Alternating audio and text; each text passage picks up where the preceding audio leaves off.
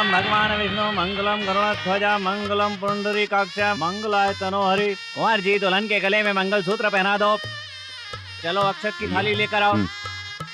जो वादा किया था वो मिल गया? मिल जाएगा बेटा, पहले तू मंगलसूत्र बांध। शादी से पहले उनका वादा था, अब शादी भी हो गई, अभी तक नहीं दिया। मैं मंगलसूत्र नहीं बांधूंगा।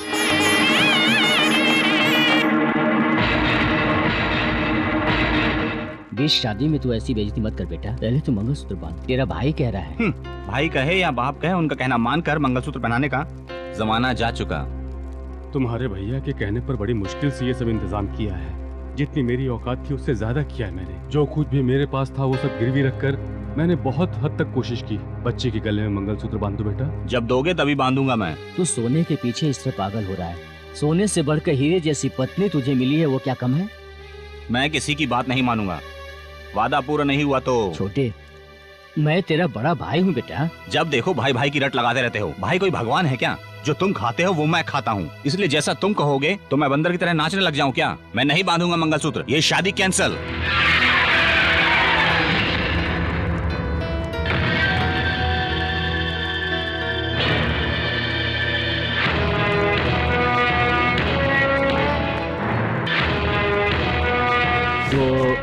सफाई नहीं चाहिए। क्या कहा? भाई कोई भगवान है तूने पूछा ना? नहीं छोटे, भगवान से भी कम नहीं। अपने छोटे भाइयों को संसार में लाने के लिए माँ की कोख से पहला जन्म वो लेता है। माँ 9 महीने औलाद को कोख में रखती है। पिता बच्चों को जिंदगी देने के लिए जीवन भर संघर्ष करता है। माँ की ममता और बाप का प्यार दोनों को मिलाकर भगवान ने जन्म दिया है इस भाई को। और इस भाई की बात आज तुम मानने से इनकार कर रहे हो? भाई के इशारे पर तो जान भी दे देनी चाहिए। अच्छा, जहर पीने के लिए कहोगे तो पी लूंगा। पीना होगा। 10 लोगों को उपदेश देना आसान है, मगर इतिहास रचना इतना आसान नहीं है। तुम्हारे भी तो शायद कोई भाई हो सकते हैं। हिम्मत है तो उन्हें जहर पिला के दिखाओ। ऐसा ही होगा बेटा। मेरे दोनों भाइयों को बुलाओ। उन्हें किस लिए बुलाओ बेटा? मेरी दी हुई जबान अटल है। राम सिंह, तुम्हारे भाई शिवराम जी बुला रहे हैं। राजू सिंह, तुम्हारे भाई शिवराम जी बुला रहे हैं। अभी आया। बेटा आरती तो ले लो।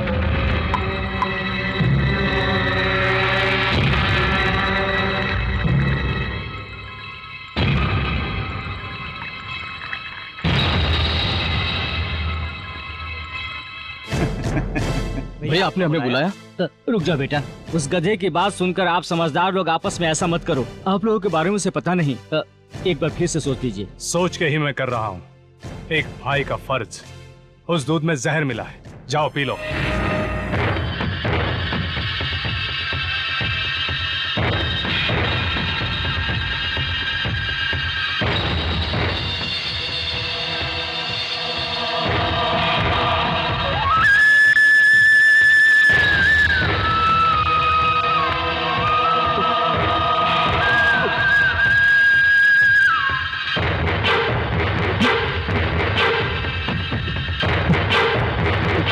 भैया उन्हें जल्दी से हॉस्पिटल ले जाओ। इस वक्त तुम्हारी जिम्मेदारी उस भाई के सामने नहीं, अग्नि के सामने है। मंगलसूत्र बांधो। शिवराम जी, बच्चों को तुरंत अस्पताल ले जाइए।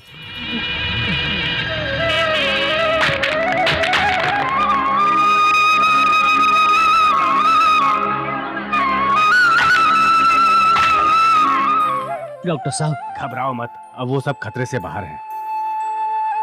घबराओ मत, वो खतरे से बाहर हैं। तुम्हें ऐसा फैसला लेने से पहले सोचना चाहिए था शिवराम जी। अगर बच्चों की जान चली जाती तो? हमारे भाई के किए हुए फैसले से किसी लड़की की जिंदगी संवरती है, तो उसके लिए हमारी जान भी चली जाए तो हमें परवाह नहीं है डॉक्टर। हमें तो इस बात की खुशी है कि हमारी जान बचाने के लिए इन्होंने ये शादी कर ली। राम लक्ष्मण जैसे भाइयों की जोड़ी की मिसाल हमेशा दी जाती है, लेकिन आज मैं अपनी आंखों से देख रहा हूँ। मुझसे भूल हो गई थी, मुझे क्षमा करके आशीर्वाद दीजिए।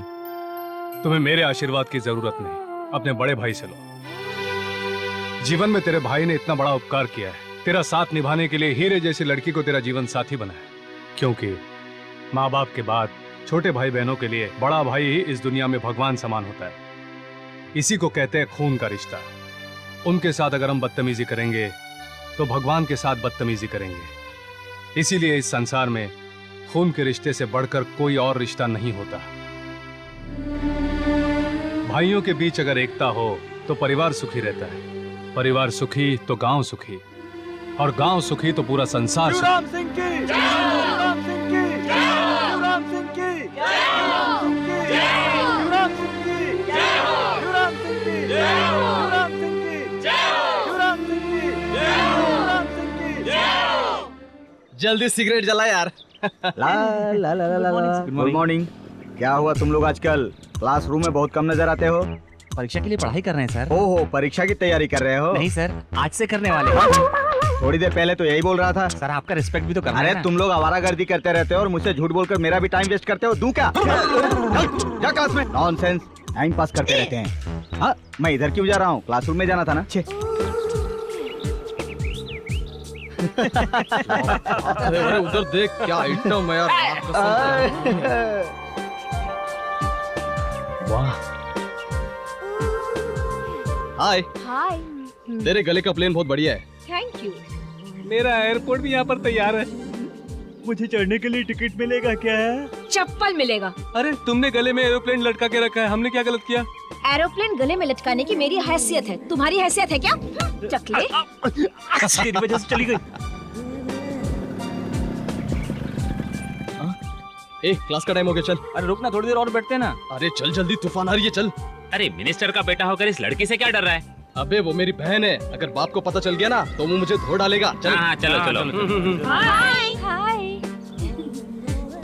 क्यों यार, तुम लोगों ने मेरे हीरो को देखा क्या? हमने नहीं देखा। तुम हमें अपने और अपने बॉयफ्रेंड का पीए समझती हो क्या? छी छी, तुम लोग तो फ्रेंड होने के बिल्कुल लायक नहीं हो। पिछले जन्म में मेरा बॉयफ्रेंड तुम लोगों को लाइन मारता होगा, इसलिए इस जन्म में तुम लोग उससे जलते हो। इतनी छोटी सी बात के लिए जोश में क्यों आ रही हो? तेरा हीरो तो बस आता ही होगा।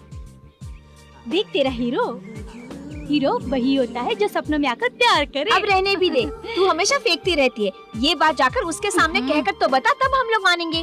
सिर्फ प्रिपरेशन के लिए तो आई हूँ मैं, अब तुम देखती जाओ मैं क्या करती हूँ।